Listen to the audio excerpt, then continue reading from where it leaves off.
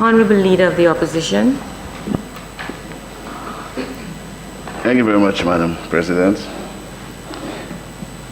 Madam President, Mr. Speaker, there's an old saying that says, say nothing but good of the dead.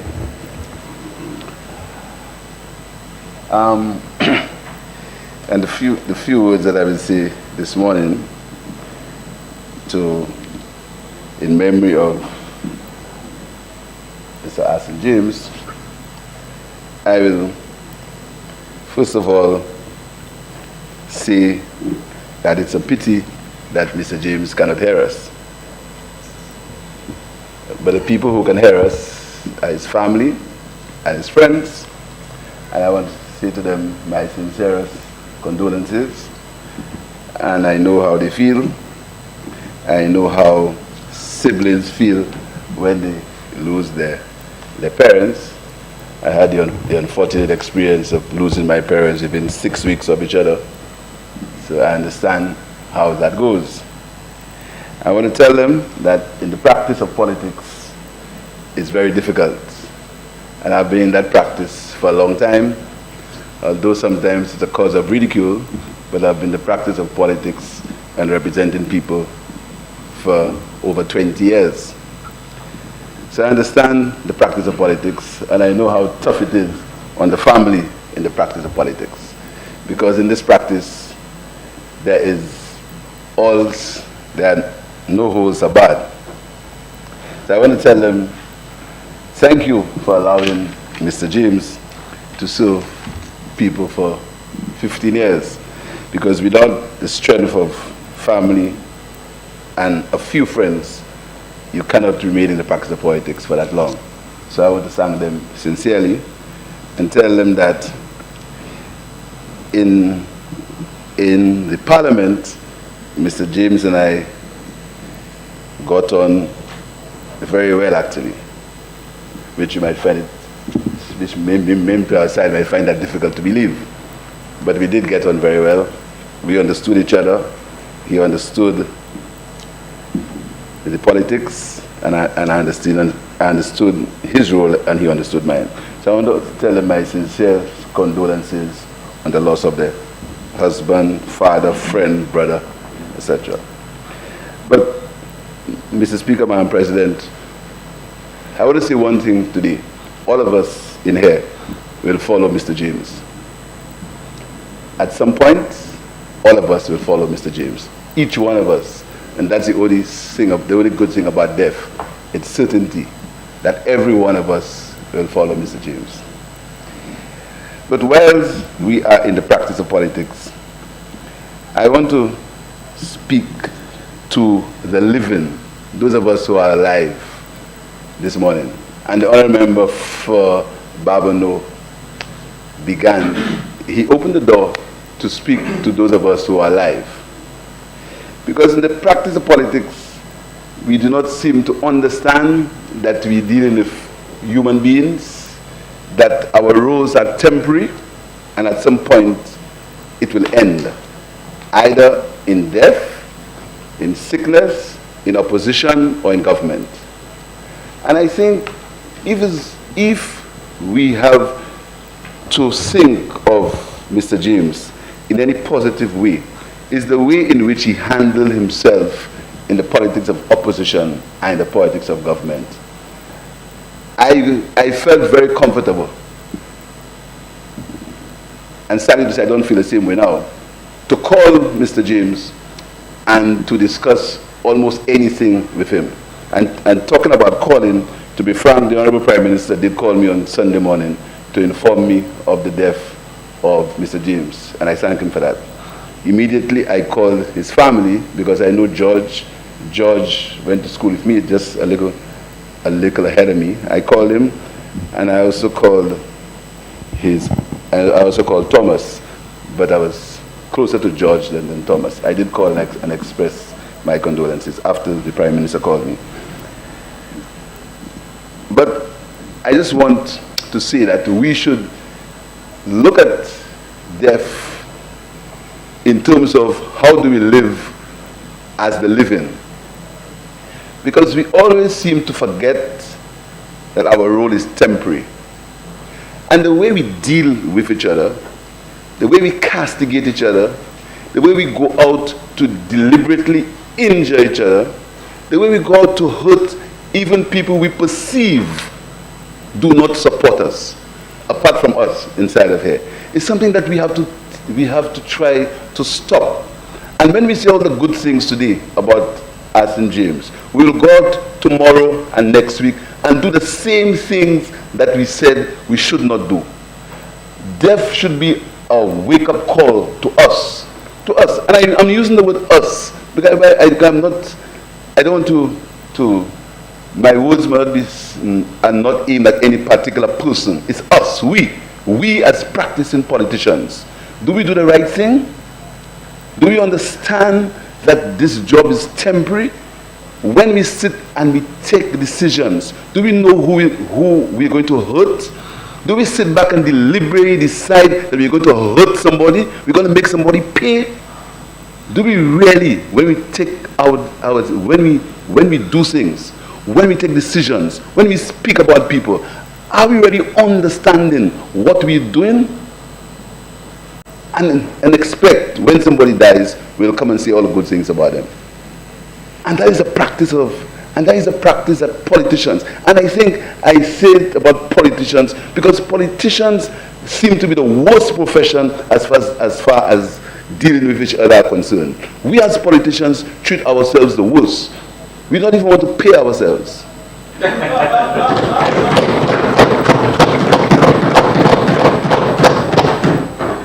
Because we believe that somebody else will benefit if we pay ourselves. So I really want us to take this death of Mr. James in a serious way. Why do we deprive each other? Why do we make sure that we always want to have the one-man upmanship on each other? Why don't we want to give each other what is due to us? In the practice of politics, the practice of politics ought to be a noble profession. Politics ought to be seeing about our fellow man. Politics ought to be seeing about improving the quality and the standard of living of people. It's not supposed to be about ourselves, what I can get, what I can do, how I can wield the power to make somebody pay, to make somebody suffer, or to make ourselves rich. It ought not to be that. It ought to be the practice of serving people. It ought to be the practice of humility. And I'm sure that Arsene James personified humility. I'm sure. So we have to take it, and when we say the good things that we are saying about him, we have to look into ourselves. We have to take an inward journey and see if in our practice of politics we are doing what we said he was doing, or we are doing what we ought to do.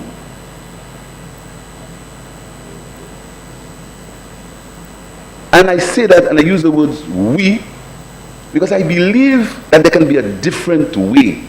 I believe that the country can be different. I believe politicians can practice their trade and practice the craft of politics in a different manner. I believe that. I don't believe that should be in a situation where the winner takes all, and he takes all and runs away with all, and he assures himself that the others have nothing. Because if he takes all and the others have nothing, we will remain on one side and the other will be on the other side. I'm using the word we. Every profession has some ethics. Every profession. Every profession, some professionals say they will not do that to each other. They have ethics. They have a code of conduct. Why can't we as politicians have a code of conduct? Do we have a code of conduct? Do we decide that we're not going to be doing somebody something because we perceive that they're not on our side? Do we sit and when we take our decisions are based on need, or our decisions are based on our color? I understand the practice of politics. I understand what it means to have power. I understand it. I've been fortunate. I've been on both sides. So I understand it.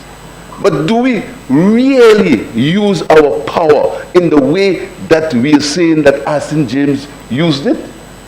Are we doing that? Or do we sit and we deliberately plan to ensure that another person gets injured or gets hurt or gets belittled?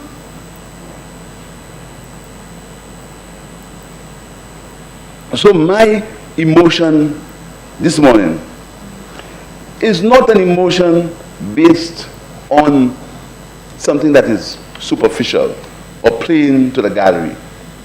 I think it's at these times when we die, and all of us will die. Some may die earlier than others. Only this morning, there was a gentleman called Angus Branford. I think some of you know him well. He came from London with his daughter. He's a good friend of the High Commissioner to London. He came from London with his daughter.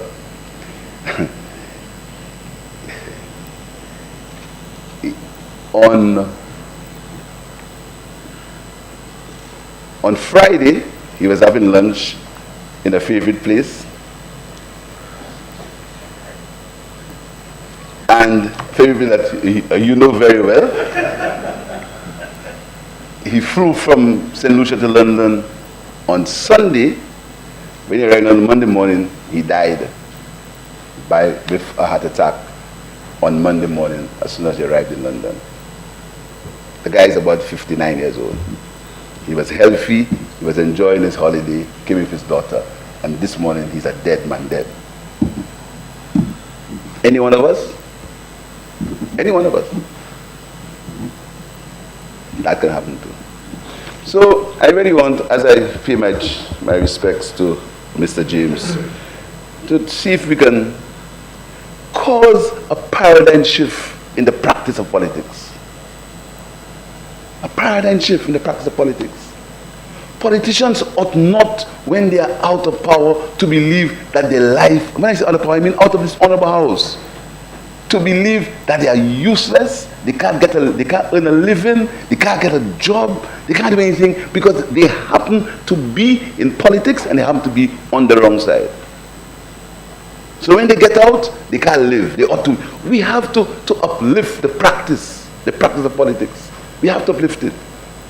And if you have to live in Mr. James's memory, the memory should be to help us to uplift the practice of politics. And we have also to try to exercise some control over the people that support us. Because sometimes I know in the practice of politics, the people that support us push us to do things that we may not want to do. And that is reality. That's the reality of our game. So we have to try to exercise some control and some practice on that practice. Our humanity, our basic humanity, our love for each other ought to manifest itself in our profession. We ought to be examples. People ought to be able to say that he will not do that. This politician will not do that. But if you ask young people, what do they think of politicians? They will tell you that they think all of us, don't think they think any, they think all of us are a bunch of, I don't want to say. That is what our practice has become. That is what our profession, that is what our professional politics has become. We've taken it to a limit where people do not even believe in us. And that is why we have to do all sorts of things to gain their favor. Because they did not believe in us. They did not believe that we're going to be what we say we're going to do. They always question our motives. So can we take a pause? Take a pause. We understand it. We have to do what we have to do. We have to try to stay in power. We have to try to get out of opposition, get into power. We have to try to stay in power. That is the practice. We understand that. But let's not do anything and everything to get in power or to get from or to stay in power. And I'm using the word we deliberately Because I don't want to cast aspersions today